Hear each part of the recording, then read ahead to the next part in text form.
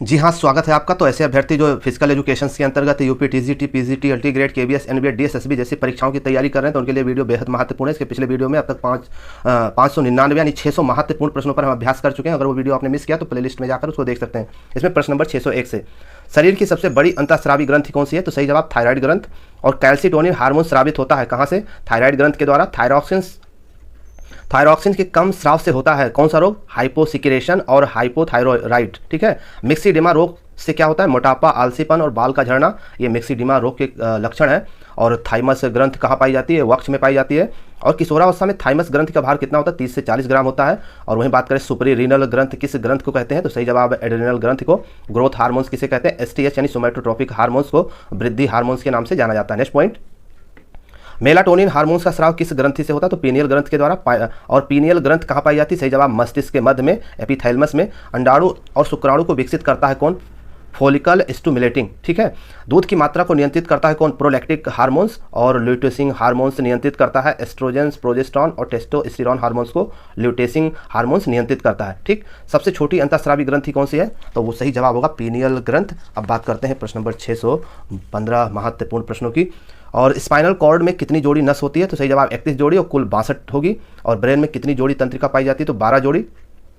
प्रत्वर्ती क्रियाओं का सर्वप्रथम पता किसने लगाया? मार्शल हॉल ने। और मनुष्य में कितनी जोड़ी कपाल तंत्रिका पाई जाती है? 12 जोड़ी। मनुष्य में कितनी जोड़ी मेरुरज्जु तंत्रिका पाई जाती है? तो 31 जोड़ी होगा। और तंत्रिका ऊतक की इकाई को क्या कहते हैं? न्यूरॉन कहते हैं। स्वायत्त तंत्रिका तंत्र की अवधारणा किसने दी थी? लैगली ने 1921 में। ऑटोनॉमिक नर्वस सिस्टम जिसको इंग्लिश में कहा जाएगा। और इसके अलावा भय, पीड़ा, क्रोध पर नियंत्रण करने का काम कौन करता है? तो अनुकंपी तंत्रिका तंत्र। ठीक है। रक्त का पीएच मान कितना होता है? तो 7.4 होता है और क्षारीय होता है। वयस्क व्यक्ति में रक्त की मात्रा कितनी होती है? 5 से 6 लीटर। प्लाज्मा रक्त का कितना प्रतिशत होता है? 60%। और प्लाज्मा में जल की मात्रा कितनी होती है? 90%। आरबीसी का जीवन काल कितना होता है? 20 से 120 दिन। और आरबीसी का निर्माण कहाँ पर होता है? अस्थिमज्जा में। आरबीसी की संख्या ज्ञात की जाती है किसके द्वारा? हीमोसाइटोमीटर के द्वारा। और आरबीसी की मृत्यु कहाँ पर होती है? यकृत, प्लीहा और स्प्लीन में होती है। और भ्रूणावस्था में आरबीसी का निर्माण कहाँ पर होता है? यकृत, मेसोडर्म और प्लीहा में होता है। और ब्लड बैंक किसे कहते हैं? तो इसका सही जवाब होगा स्प्लीन या प्लीहा को ब्लड बैंक के नाम से जाना जाता है। अब बात करते हैं प्रश्न नंबर 633 की। आरबीसी का आकार कैसा होता है? तो अंडाकार होता है, अर्धचंद्राकार होता है। पुरुष में हीमोग्लोबिन की मात्रा कितनी होनी चाहिए? 13 ग्राम प्रति डेसिबल। और महिला में हीमोग्लोबिन की मात्रा 13 ग्राम प्रति डेसिबल और डेसीलीटर, डेसिबल नहीं प्रति डेसीलीटर होगा ये, इसको पढ़ें आप। 13 ग्राम प्रति डेसीलीटर, 13 ग्राम प्रति डेसीलीटर। रुधिराणु में किसकी मात्रा सर्वाधिक होती है? आरबीसी की 95% होती है, लगभग 5 मिलियंस होते हैं। और आरबीसी का आकार कैसा होता है? गोलाकार होता है और अंडाकार होता है।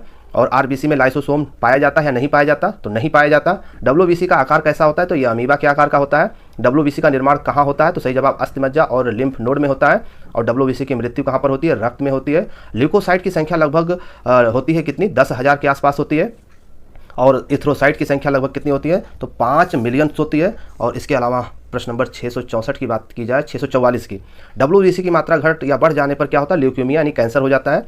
लिम्फोसाइट को किस नाम से जाना जाता है? टी सेल के नाम से जाना जाता है। और डब्ल्यूबीसी का सबसे बड़ा भाग कौन सा है? मोनोसाइट। और डब्ल्यूबीसी का जीवन काल कितना होता है? 3 से 5 दिन तक होता है। और डब्ल्यूबीसी का दूसरा नाम क्या है? ल्यूकोसाइट। और थ्रोम्बोसाइट की मृत्यु कहाँ पर होती है? प्लीहा और स्प्लीन में होती है। थ्रोम्बोसाइट का जीवन काल कितना होता है? तो सही जवाब होगा 3 से 5 दिन होगा। और प्रश्न नंबर 651 की बात करें, रक्त समूह ए बी ओ की खोज किसने किया था? तो कॉल्ड स्टीनर ने किया था। मानव रक्त में विभिन्नता का प्रमुख कारण क्या होता है? ग्लाइकोप्रोटीन।